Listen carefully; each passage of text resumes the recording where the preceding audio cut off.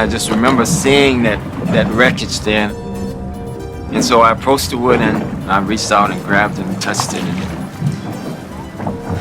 And whatever you want to call it, I could feel the vibration, the energy, and the pain, and the suffering, and the horror. It's like I kind of close my eyes and I can audibly hear the agony and the scream. If I closed my eyes and all I could think was to say inside my head, we never forgot about you. We came looking for you and we found you.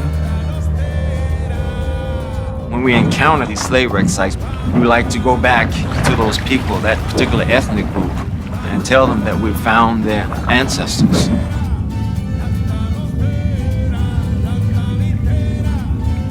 In Mozambique Island, we met a gentleman.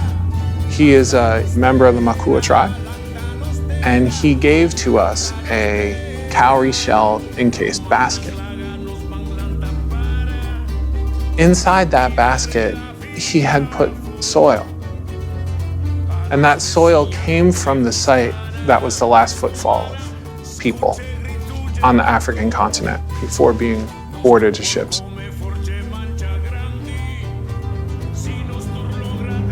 He asked us to take the soil and to bring it as close as possible to the wreck.